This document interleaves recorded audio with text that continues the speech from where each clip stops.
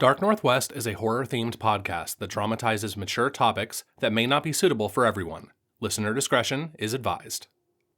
Thank you for listening to Episode 5 of Dark Northwest. If you'd like to see our show grow and continue, please consider leaving a review, engaging with us on social media, or telling a friend about the podcast.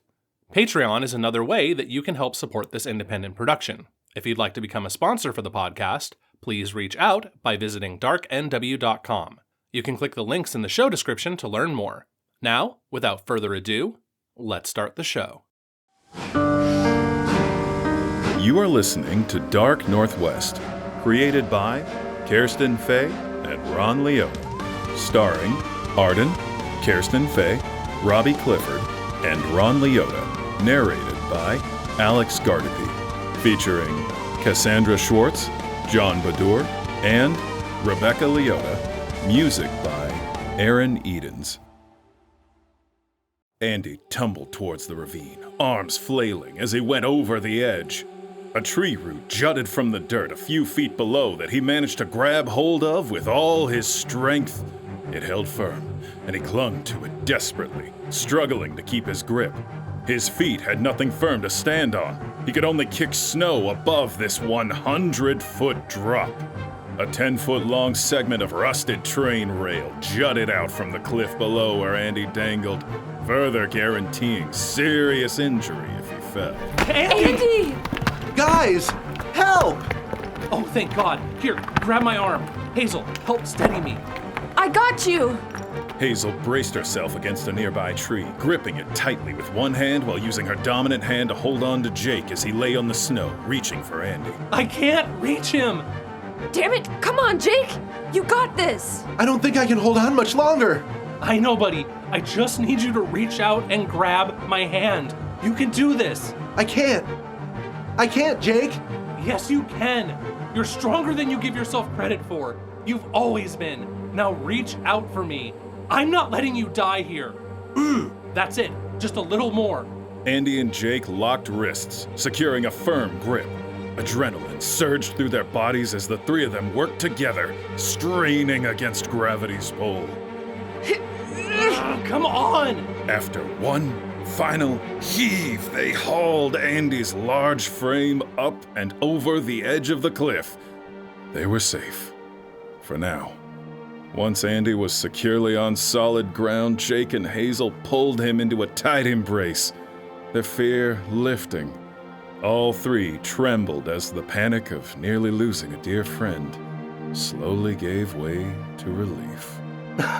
We almost lost you there, buddy. I'm so glad you're okay, but we need to get the hell out of here. Did you see those fucking hands? I didn't just see them, I felt them. They were so cold. This is too messed up. This shit is real. Oh my God, what are we gonna do now? I don't know. I'm thinking. What do you think, Hazel? Hazel's gaze was fixated toward the western portal of the old Cascade Tunnel, a few hundred yards from where they sat on the ground. As she peered beyond the trees and ruins of an old coal tower, the memory of her previous trip flooded her senses.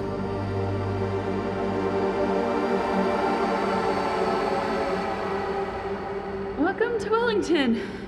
The old tunnel isn't far from here. Just another half mile. Can we stop for a break first? We did just hike for like 3 hours. I think that's a great idea. Wait, did anyone remember to pack any snacks? I think there's a bottle of water in my backpack and maybe a candy bar. Oh, that kind of fell victim to the munchies on the drive up. We can at least split the water. Awesome. So, is this where all those people died?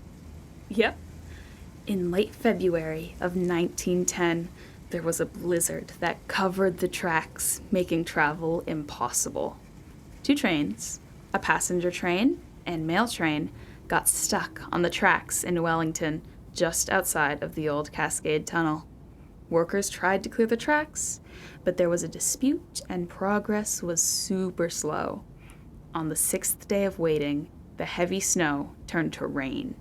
Around 1 a.m. on March 1st, a huge avalanche swept the train off the tracks, smashing them against the cliffs 200 feet below. 96 people died, with only 23 survivors. They say not all the bodies were recovered, and that their ghosts still roam this area. Okay, Encyclopedia Lily.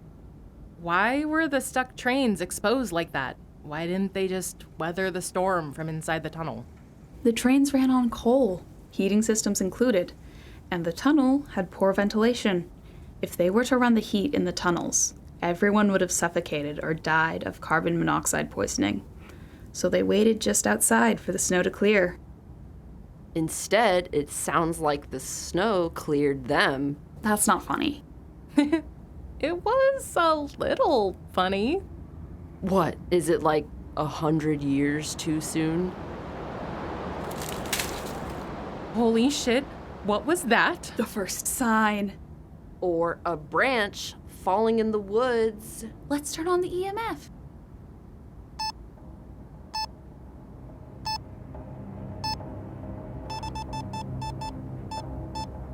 Is that bad?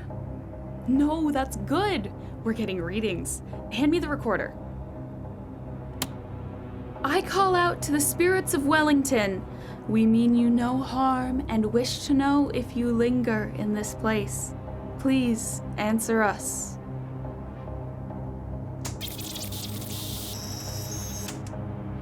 I call out to the spirits of Wellington. We mean you no harm and wish to know if you linger in this place. Please answer us.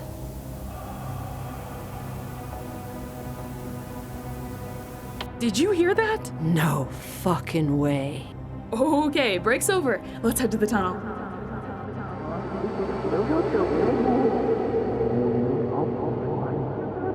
Okay, we saw the tunnel. Let's just head back.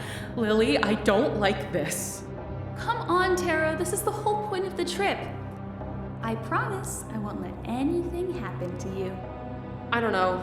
Something feels off here. I'm kind of with Tara on this one. Plus, I'm thirsty and I'm starving. Let's turn around. What? Madame Skeptic is getting cold feet? Let's just go in a little bit. I want to take a few readings. Don't forget to put your headlamps on.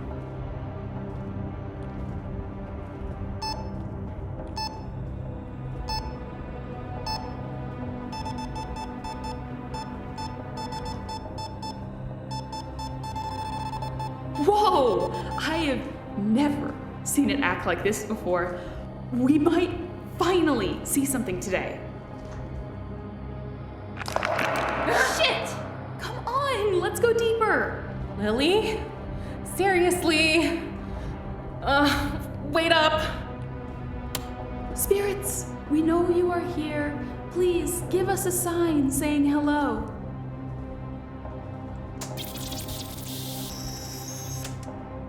Spirits, we know you are here. Please give us a sign saying hello.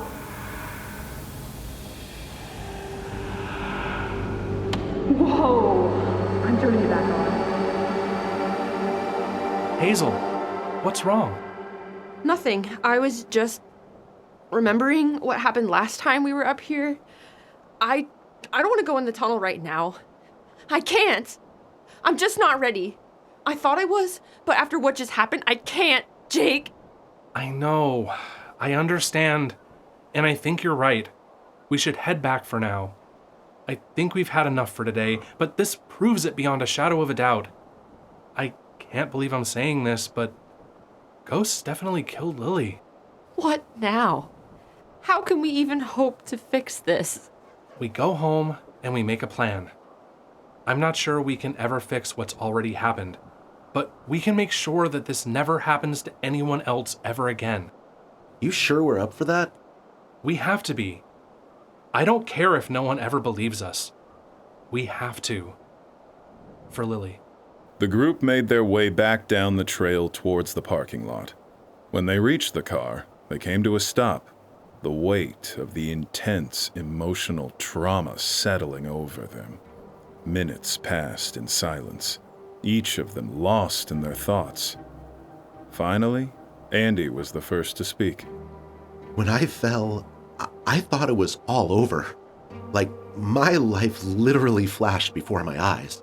That must have been terrifying. Do you want to know what I saw? What? You two and Lilly. All the good times we had. You're my best friends, and it's fucking killing me that Lilly is gone and we aren't all close anymore. I know, but But nothing. You two are so caught up in your own bullshit and hard feelings that you can't just let it go and be friends again. Well, Jake was. I wasn't done. You two obviously care about each other. You both loved Lilly. We should all be mourning together, but you two just keep fighting. You're making one of the worst things that's ever happened to us so much harder, and you need to stop. You need to apologize, both of you. I'm sorry. Me too. I'm sorry. I know things have been really messed up since Lilly died, but this has been going on way longer than that, and you guys know it. It goes back to, like, the end of senior year at least. I guess it finally hit me that you two were really leaving. I know that's what people do after high school, but I just wasn't ready to lose two of my best friends. Especially when I felt like I still needed support to figure out my own shit. Since my mom left and I never heard from her again, I felt like that was gonna happen to us too. Oh, Hazel. I'm sorry. I never thought about that. It's just as much my fault. I said some really awful things to you when I should have been more supportive. I never really thought about how everything would make you feel. I just lashed out because I guess I was scared too. Scared of change and that we'd eventually grow apart. And then it happened in an instant. Imagine if Mrs. Worthington could see us right now. What would she even say? She'd probably be like, "Finally, you're seeing with your heart, not just your eyes." Remember when she gave you an F on the family portrait project? Well, yeah. I took a photo of a trash can. It wasn't even a good photo. That was the whole point. She completely missed it. Man, she was such a character. I hope she's still teaching at Sultan and letting kids hang out in the art room after school. Yeah. Anyway, was that so hard? Oh, shut up, you big nerd. Hazel playfully punched Andy in the shoulder, the gesture flowing effortlessly into a hug. She motioned for Jake to join, and the three friends embraced once more. Despite everything they had just endured, a sense of relief washed over them, the weight on their hearts beginning to lift. For the first time in a long while, it felt like they were starting to heal. But as the moment passed, reality crept back in. Andy let out a weary breath and slumped against the driver's side car door, the lingering fear still gnawing at the edges of his mind as the last of his adrenaline drained. You okay, buddy? Just a little lightheaded. Can you get the water out of my bag? It's in the back.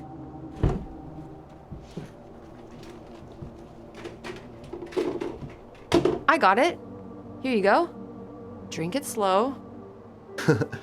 Okay, boss. So we all saw the hands. Yeah, they were terrifying. They looked like dead things, like something straight out of Night of the Living Dead or something. They grabbed me. They actually grabbed me. Yeah, right when you were by the cliff. Like they were trying to make you fall. Yeah. I read about physical manifestations in books about hauntings, but nothing so blatant and aggressive. Usually, spirits will ramp up their behavior, but they straight up attacked as soon as we got near the tunnel. Are they trying to keep us away? Are they trying to punish us? I just can't figure out what they want. I think we need to do some more research. Maybe we can start with a section of the CD that we skipped on the ride up and go from there? Good idea. Are you okay to drive?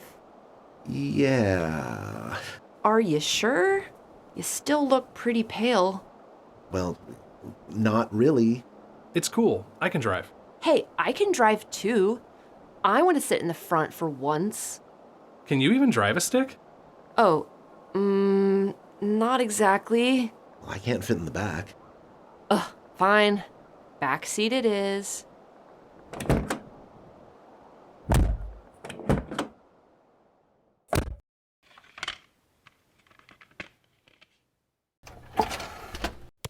To really understand what happened at Wellington, we should start with the Great Northern Railway Company.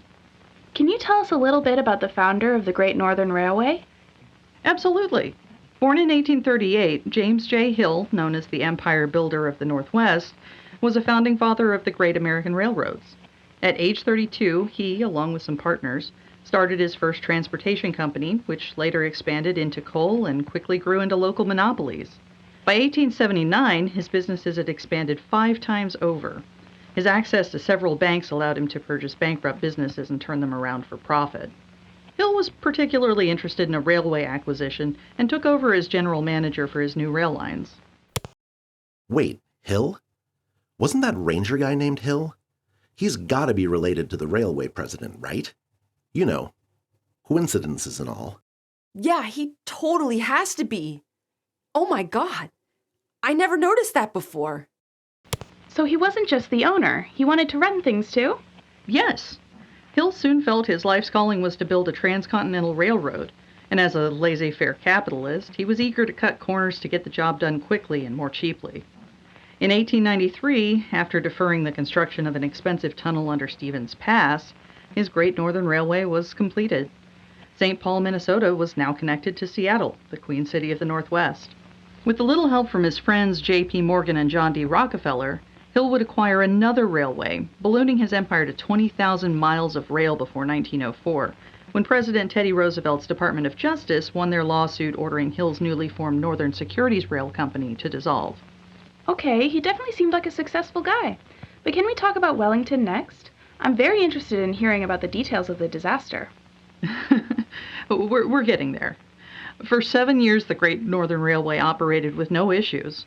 Despite the temporary and treacherous Cascade switchback system used to navigate Stevens Pass in lieu of a tunnel, there were very few fatalities compared to the broader railroad industry at the time, where 1 in 8 brakemen suffered critical injuries every year. In 1900, after a record-breaking 140 feet of snow fell at Stevens Pass that winter, Hill ordered the completion of the Stevens Pass Tunnel. With hundreds of laborers working around the clock, the 2.6-mile Cascade Tunnel was completed 3 years later. I'm surprised it only took 3 years to build. Nothing gets built that fast anymore. Well, the tunnel, even though it was hailed as an engineering feat, proved to be quite faulty. For one, its grade, nearly 4%, was too steep for steam locomotives, which produced an overwhelming amount of smoke while climbing the eastward hill. That issue, compounded by a lack of ventilation, problem number 2, caused engine car temperatures to soar to 200 degrees Fahrenheit. The excessive smoke reduced visibility to 0 and also rendered the tunnel's emergency telephones inoperable. In 1903, a train carrying over 100 passengers broke down inside the tunnel, and the entire crew passed out from the heat and fumes while fixing it. If it wasn't for one brave passenger who fought his way through smoke to the engine car to release the emergency brake, the crew and passengers would have all perished inside the tunnel. After a few more years, in 1909, electric locomotives began towing the trains uphill through the tunnel, but their motors failed often, continuing to expose both passengers and railmen to risk of death by suffocation. Speaking of the railmen, I've read that there were some major conflicts with the workers' unions at the time. Can you share some details about the dispute? Of course. On February 27, 1910, just days after 2 Great Northern trains became stuck outside that same tunnel, James J. Hill, 3 years into retirement, stepped in to cover the presidential duties of his son, Lewis, who was on a 6-week family vacation. Hill wanted his son to get out of the railroad industry by age 40, as Hill had seen the public turn against railroad capitalists for, some might say, their robber baron tendencies. Robber baron, I like that. The Railway Switchmen's Union had been striking for 3 months at this point, and a boilerman's strike was looming. Lewis was actively fighting their demands. However, the Railmen's Union was effective, and once the strike began, service disruptions lasted for several days. The railroad recovered with scab labor and by requiring its superintendents, such as James H. O'Neill, to join the forces of the strike-breaking workers in yards throughout the division. The Hills were notoriously stingy, with a reputation for paying railmen low wages and charging above-average room and board fees. Hill scoffed at laborers, saying, "The high cost of living is the cost of living high," and advised their wives to spend less on groceries.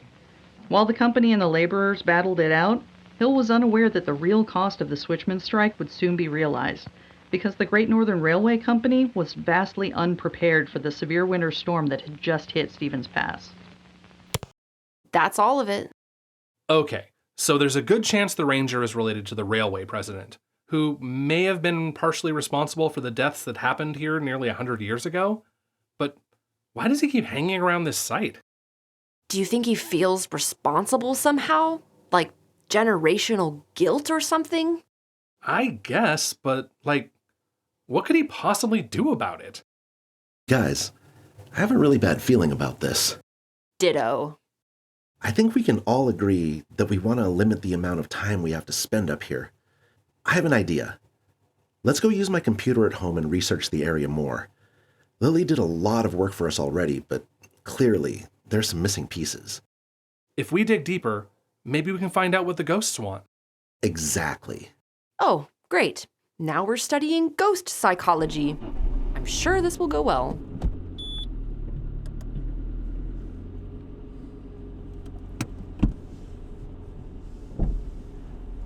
Jake drove them back towards Andy's home with a new mission in mind. How could they decode the mysterious circumstances surrounding Lily's death? The friends chatted in the car, devising their strategy on how to research the disaster from so long ago. Meanwhile, Ranger Hill was making a strategy of his own, one that would take care of the troublesome youths. Permanently, if necessary. That's right. Best leave and not come back. If they do, I can't let it end up like my new friend. Dispatch, this is Hill. Looks like some Iron Goat hikers stirred a black bear out of hibernation. Close off the Wellington trailhead while I deal with the issue. Copy that. Over.